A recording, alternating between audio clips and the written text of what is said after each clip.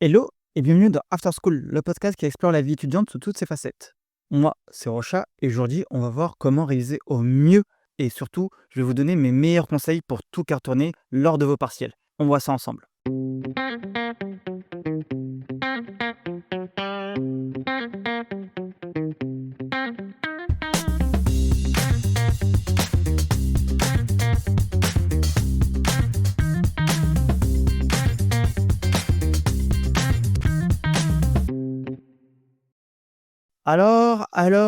Alors, on va un petit peu remettre du contexte là-dedans. Les partiels et surtout les révisions de partiels, c'est une période qui est pleine de stress, on va pas se mentir. Et aussi d'appréhension, de doute sur ses compétences et sur sa capacité à restituer des notions qui ont été vues durement pendant tout un long semestre. Et les partiels, ils viennent clôturer en quelque sorte une période de cours et aussi vous aider à valider des acquis afin de pouvoir, premièrement, prétendre à une prochaine session de cours, voire carrément à une nouvelle année. Que vous passiez du bac aux études supérieures, de la L3 à la M1, de la L2 à la L3, les partiels, c'est tout un enjeu de l'enseignement supérieur et je pense que faire un numéro sur comment réviser ses partiels, ça reste important.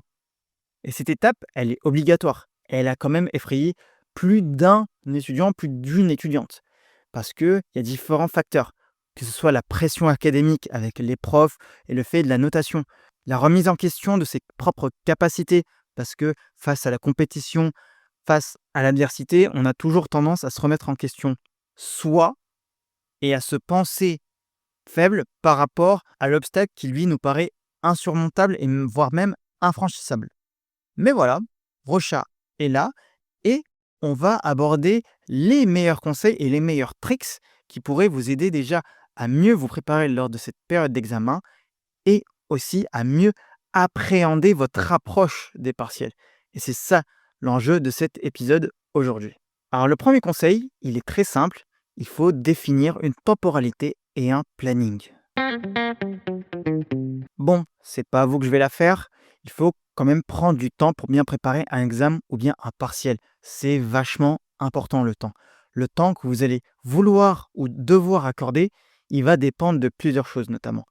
De la note que vous visez, de votre compréhension et de votre aisance dans la matière et de possibles autres facteurs, comme des autres partiels, parce que voilà, quand on a une session de partiel, c'est essentiellement plus d'un examen, et aussi de tout le travail que vous avez fait en amont, si vous avez déjà préparé le terrain ou pas, que ce soit avec des fiches, des cartes mentales ou bien des flashcards, c'est aussi à tenir en compte et à prendre en considération lors de l'établissement de votre planning. Et d'après mon expérience, je rappelle, j'ai quand même 2 masters, j'ai fait une prépa à une école d'ingénieurs, une en France, une en Italie, donc j'ai quand même fait un sacré paquet de partiels et surtout que j'ai fait 2 fois les concours d'école d'ingénieurs. C'est compliqué de préparer les partiels. Et donc, je partirai plus sur un planning, une temporalité de 3 semaines, voire un mois avant le début des épreuves pour pouvoir commencer à réviser. Et pour différentes raisons. Premièrement, ça vous permet de revoir tranquillement, avec sérénité, les premiers chapitres et sans être sous le coup de stress. Et surtout d'avoir plus de temps et d'énergie disponible, parce que c'est ça qu'on cherche, c'est l'énergie disponible pour pouvoir réviser les derniers chapitres. Parce que, on va pas se mentir, il y a certains chapitres qui sont vus à la toute fin du semestre, juste avant les partiels. Perso, j'ai eu des chapitres qui ont été vus 2 semaines avant les partiels et c'est quand même archi bâtard ce move. Les profs, arrêtez ça, par pitié, je vous en supplie. Vraiment, c'est un calvaire quand vous faites ça. Mais là, je sais ce que vous dites. Mais wesh, Pékin, moi, le boug, il est délulu, mais c'est un grand malade. Je m'explique. Le but du jeu, c'est que pendant ce mois-là, vous ne soyez pas à fond sur les révisions. C'est pas le but du jeu, c'est pas de vous cramer. Le but du jeu, c'est pas que vous soyez non plus H24 chaque jour à faire des sujets ou bien à réviser pour vos partiels. Le but, c'est que vous fassiez des petites sessions, que ce soit 20 minutes, 30 minutes. Là, vous avez un peu de temps, sachant que vous avez aussi les cours en parallèle, et ça, c'est aussi à garder en considération, parce qu'il y a d'autres matières, d'autres enjeux, des projets de groupe. Mais le but du jeu, c'est de caler des petites séances. Par exemple, un jour, vous fichez un cours. Le lendemain, vous revoyez le TD. Un autre jour, vous faites un exo. Ou bien, un autre jour, vous revoyez des anciens sujets, mais on va en parler un peu plus tard. Mais l'important, c'est de caler ces petites sessions d'entraînement qui déjà vont établir des automatismes au sein de votre esprit, au sein de votre stratégie de développement. Et d'où l'importance d'un planning. Pour vous fixer des deadlines, pour déjà savoir quels sont les chapitres qui sont déjà présents au partiel, parce qu'il y en a certains, on va pas se mentir, ils arrivent une semaine avant le partiel, ils savent pas quelle est la matière, ils savent pas il y a quoi comme cours, ils découvrent le cours limite comme vous le premier jour. Donc c'est quand même nécessaire d'évaluer l'ampleur du travail et de la répartir sur toute la durée. Si vous avez le temps, prenez-le. C'est vraiment ça qu'il vous faut. Et n'oubliez pas que les études, c'est pas un sprint, c'est un marathon. C'est pas celui qui ira le plus rapidement, mais c'est celui qui tiendra la longueur. Le but aussi, c'est pas nécessairement de recracher le cours. On n'oublie pas que quand on va en cours, c'est pas pour tout gober et tout cracher le moment des partiels. C'est aussi d'apprendre, de développer une réflexion, des automatismes et des moyens de penser. Et le secret, c'est vraiment de prendre le temps. Car des fois, en fait, il arrive que les pièces du puzzle, elles soient totalement éloignées des unes des autres, mais avec le temps, avec ces stratégies de révision, elles vont finir par s'assembler dans votre esprit et ça va vous aider à améliorer d'autant plus votre compréhension. Par exemple, anecdote perso, lors des révisions de prépa, on voyait chaque chapitre comme un petit bloc. Et au final, quelques semaines avant les concours, lors des révisions et surtout même un peu avant la fin des cours, on voyait que les chapitres se recoupaient ensemble et en fait qu'avec chacun des blocs, on pouvait les juxtaposer, les assembler pour pouvoir à la fin former une sorte de tour de connaissances. Et vraiment, c'était un peu jouissif, on va pas se mentir, de se dire que tout pouvait se recouper, qu'on avait une image nette. C'est comme si on avait des pixels, que l'image était floue et qu'on arrivait à reculer et qu'on voyait quelque chose de beaucoup plus net. Et il y a d'autres études qui ont été menées, qui viennent un peu confirmer ce que je viens de dire, notamment une étude qui a été publiée dans la revue française de pédagogie, qui a montré que les étudiants qui ont des révisions régulières et planifiées sur plusieurs semaines obtiennent généralement de meilleures performances aux examens que ceux qui travaillent juste en intensif avant les partiels. Du coup, les frérots, arrêtez avant que vos 2 semaines avant, 10 jours avant, je révise ou même la veille au soir. Ça va marcher peut-être pour le partiel, mais sur la longue durée, sur le long terme, ça va pas être efficace. Et il y a d'autres travaux menés par Émilie Gerbier qui indiquent qu'il est plus efficace de revoir la même leçon plusieurs fois, espacée sur plusieurs jours ou semaines, plutôt que de réviser longuement en une seule fois. Du coup, en gros, si vous avez un gâteau, mangez-le plusieurs fois sur plusieurs jours qu'une seule fois et tout maintenant parce que vous frôlez l'indigestion. C'est comme ça qu'il faut le voir. Et il y a un dernier principe qui vient un petit peu confirmer ce que je viens de dire, c'est la méthode des J. J plus 1, J plus 3, J plus 7. Et en fait, c'est le fait de revoir le même contenu, c'est-à-dire le même cours, à distance dans le temps. Et ça va améliorer durablement votre mémoire et votre compréhension. Exemple typique, vous prenez un cours de philo. Bon, je déteste la philo, c'est pas un secret pour personne, mais j'aime pas ça. Vous le revoyez un premier jour, puis vous fixez 3 jours plus tard, regardez si vous l'avez bien retenu. Si vous l'avez mal retenu, vous le revoyez le lendemain et après vous recalez à différents intervalles de temps de plus en plus éloignés pour voir si vous avez continué à mémoriser et surtout voir si les connaissances ont été ancrées dans le temps. Cependant, le planning, on va pas se mentir, il ne vaut rien, et je dis bien il ne vaut rien, sans une cible claire et définie. Et c'est pour ça qu'il faut fixer des objectifs. Alors, un des points qu'on oublie souvent, qu'on oublie tous souvent, c'est le fait de se fixer un objectif. Car qui dit planning et organisation, dit objectif et résultat à obtenir. Et en effet, la target, alors désolé pour l'anglicisme, mais ça veut dire objectif, pour ceux qui n'ont pas fait anglais LV1, ça peut amener à modifier votre stratégie et votre méthode de révision. Alors les objectifs, ils peuvent être variés. Libre à vous de vous fixer un objectif, ça peut être tout juste, on valide à 10, ou bien on valide à 12, ou bien on veut être dans le top tiers, ou bien on veut viser la mention. C'est tout à fait acceptable de se dire qu'on va valider à 10, 11, et après on valide un autre partiel à 18. C'est vous qui êtes maître de votre scolarité et de votre parcours. Personne ne le fera pour vous. Et du coup, ça m'amène à vous parler d'une histoire un peu personnelle. Quand j'étudiais en Italie, on avait la possibilité de repasser chaque examen 4 fois pendant l'année scolaire. Car on avait des sections d'examen. 2 au premier semestre et 2 au second semestre. Et elles étaient déjà plus ou moins définies et on avait la possibilité de s'inscrire à chaque examen non validé, pour les prochaines sessions. Par exemple, je pouvais repasser un examen du premier semestre ou ceux du second semestre lors d'une autre session parce que j'en avais ressenti le besoin. Et déjà, ça permettait à ceux qui voulaient un petit peu plus de temps pour réviser, d'étaler leur révision et ça permettait à ceux qui voulaient faire un top score de le repasser tant que faire se peut. Et perso, j'avais un examen que j'avais validé tout juste à 12 parce que vraiment, il était, nul cet examen et quand je dis nul, la matière était vraiment pas facile. On avait quelque chose comme, 2000 slides, à peu près 1800-2000 slides, 18 questions à QCM négatifs et c'était des questions ultra précises, des points de cours, vraiment c'est des détails de cours qui se retrouvaient qu'à une seule slide et donc je l'ai validé à 12 parce que je me disais que je pouvais le sauver avec d'autres matières que je maîtrisais bien mieux. Après, à savoir, en Italie, la différence par rapport à la France, pour valider un examen, il faut 20 sur 30, alors qu'en France, il faut 10 sur 20 pour valider l'UE. Alors, je laisserai chacun en tirer sa propre conclusion. Est-ce que 10 sur 20, c'est trop exigeant pour les étudiants ou bien est-ce que ça encourage à la médiocrité? Et quand je veux dire médiocrité, je veux dire le sens moyen, être moyen. Tout ça pour vous dire que votre objectif, il ne concerne que vous et votre parcours que vous voulez vous construire par la suite. C'est vrai qu'avec des 10, vous ne serez pas forcément les premiers dans la liste pour les DD, les doubles diplômes, désolé, les plus demandés, d'où l'importance de fixer des objectifs à long terme.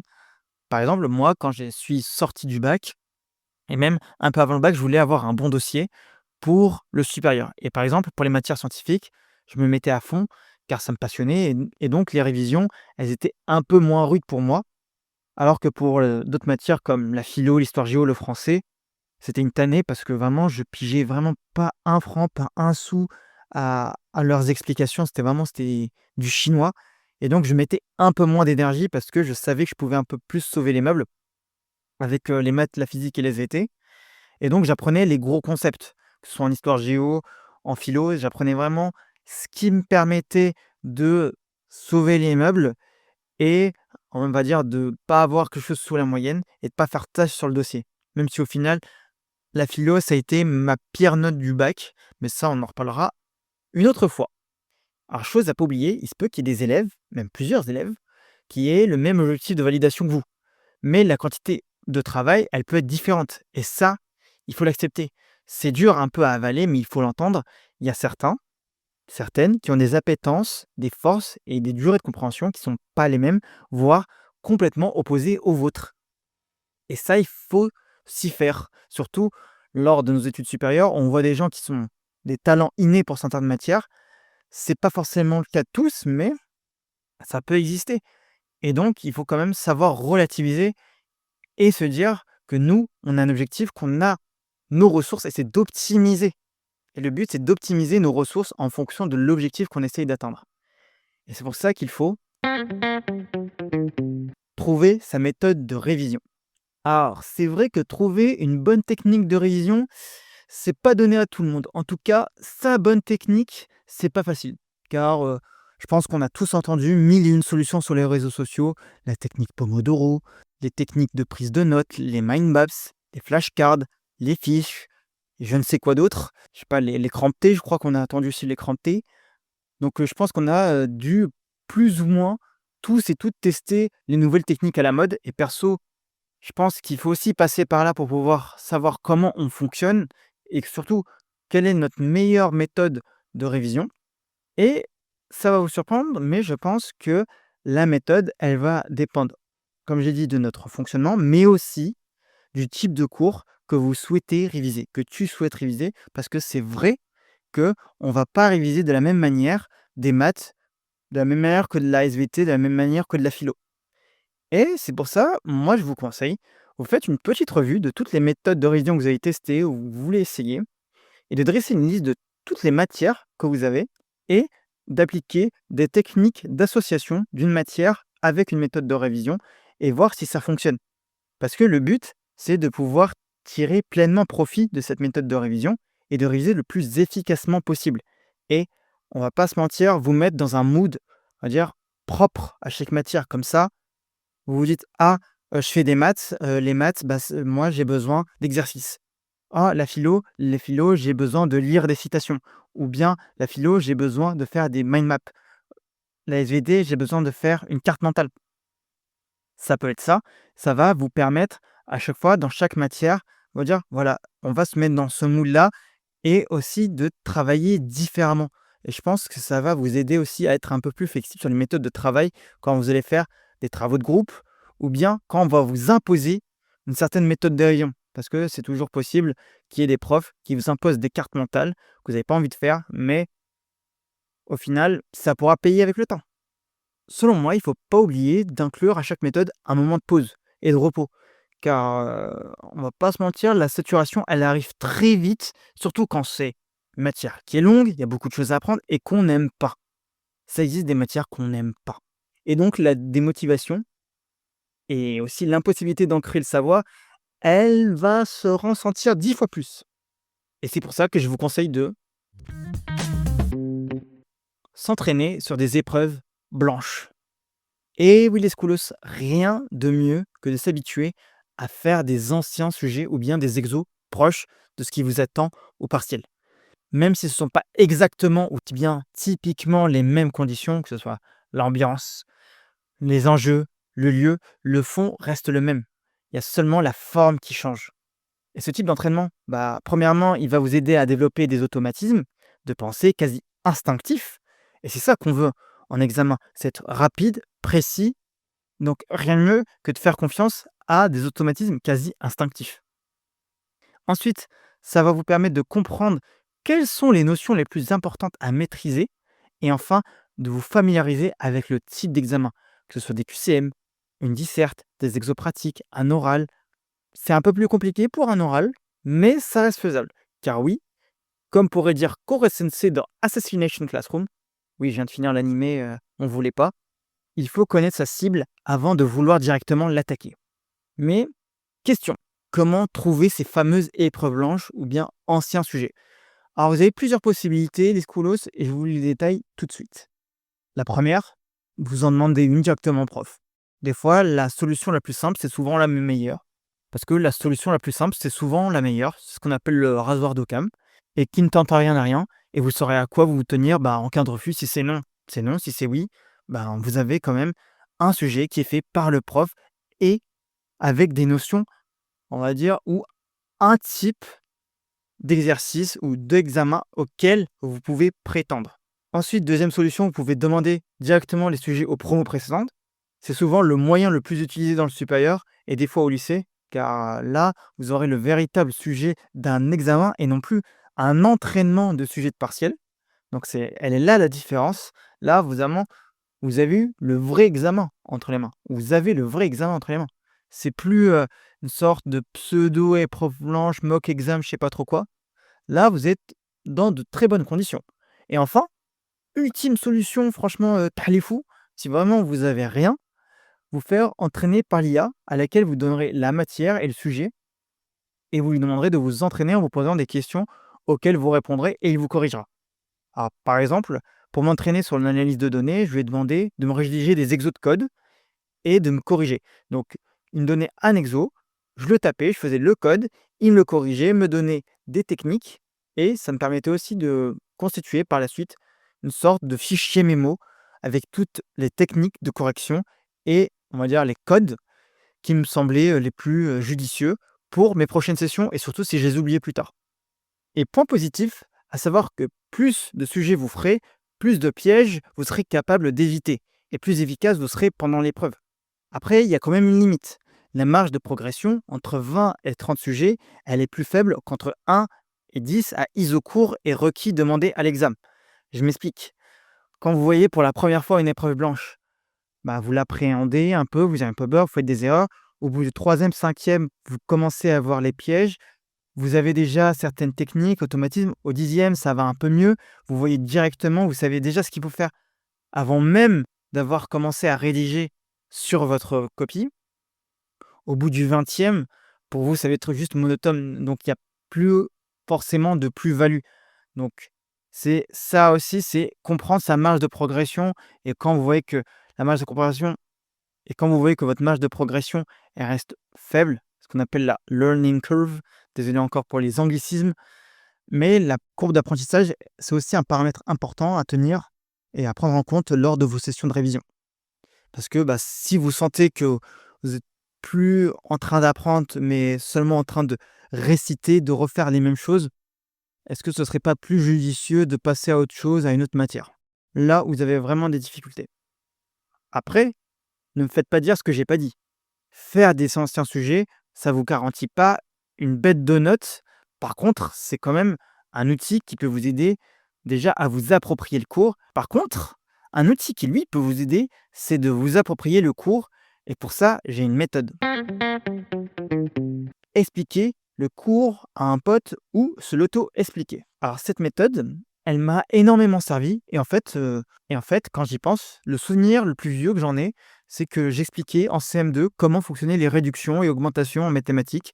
Alors je l'ai appliqué sans m'en rendre compte forcément, cette technique, et ça m'a suivi pendant quasiment toute ma scolarité et particulièrement en études sup, à partir de la prépa, car souvent on manipule des notions complexes et parfois abstraites, et il faut savoir un peu développer un esprit de vulgarisation. Et c'est même valable pour les profs, hein. Je suis prof particulier. Savoir vulgariser ou en tout cas simplifier des choses complexes, c'est ultra giga important. Mais pourquoi faire ça? Alors, pourquoi expliquer le cours à un pote, ça peut vous servir? Pour plusieurs raisons. Ça peut vous servir pour savoir si vraiment vous avez tout compris et si vous savez tout bien manipuler. Ça va vous aider aussi à avoir une capacité de synthèse et de vulgarisation. Parce que si on arrive à expliquer des notions complexes, abstraites, avec un minimum de mots et surtout avec des concepts beaucoup plus simples, le message qu'on va avoir, il sera beaucoup plus fluide et mieux compréhensible d'une plus grande partie des étudiants. Ensuite, quand on explique à un pote, on peut être confronté à des questions qu'on ne se pose pas forcément et donc aller un peu plus loin que le cours et aussi essayer de questionner le cours. Et enfin, dernière raison, ça marche uniquement si vous l'expliquez à un pote. Les 3 premières, elles peuvent s'appliquer si vous vous expliquez le cours à vous-même, mais la dernière raison, elle s'applique uniquement si vous l'expliquez à un camarade. C'est que vous vous apportez mutuellement des techniques. Parce que lors des révisions, chacun, comme on a dit, a développé sa propre technique ou bien des techniques de résolution ou des réflexions qui peuvent servir aux autres, mais c'est lorsqu'on est confronté ou qu'on discute avec d'autres personnes qu'on peut échanger là-dessus. Et c'est vrai que expliquer le cours, c'est toute une gymnastique. Parce qu'il faut savoir s'approprier des connaissances et aussi savoir s'approprier des connaissances qu'on a déjà ancrées. Par exemple, je donne des cours particuliers en maths et en physique, et quand j'ai des élèves qui ont un peu du mal, un peu de soucis à comprendre certaines choses, j'essaye de trouver, quand c'est faisable, une métaphore ou bien une image beaucoup plus simple. Et là, ils saisissent la notion. Et toujours quand c'est permissible, faisable, je leur donne plusieurs méthodes de résolution d'exercices. Parce que une méthode, c'est bien, mais quand on en connaît plusieurs, on peut avoir des attraits pour l'une et peut-être essayer de consolider ses faiblesses sur l'autre. Et c'est ça aussi les révisions, c'est affûter ses lames et élaborer des stratégies. Tout ça pour dire que les révisions, c'est quand même une période stressante, mais avec tous mes conseils, tous ces petits tips, j'espère qu'ils vont se passer au mieux et ça devrait être le cas. Normalement, on ne devrait pas trop avoir de soucis et je sais que les examens arrivent très prochainement. C'est la fin, c'était le dernier épisode de cette saison 1 d'Arthur School. Merci de m'avoir suivi, de m'avoir soutenu, d'avoir écouté sur les plateformes de streaming, sur YouTube, d'avoir commenté, d'avoir un petit peu joué le jeu. C'était vachement réconfortant d'avoir un petit peu de soutien de votre part. Il y a d'autres invités, d'autres numéros qui sont prévus pour 2026. Vous allez voir, il y a des petites surprises qui vont s'y glisser. Et les schoolos, n'oubliez pas de commenter, de partager, de liker, c'est important. Le podcast, il repose sur votre soutien. Et merci encore une fois pour votre soutien. C'était Rocha pour After School. À plus!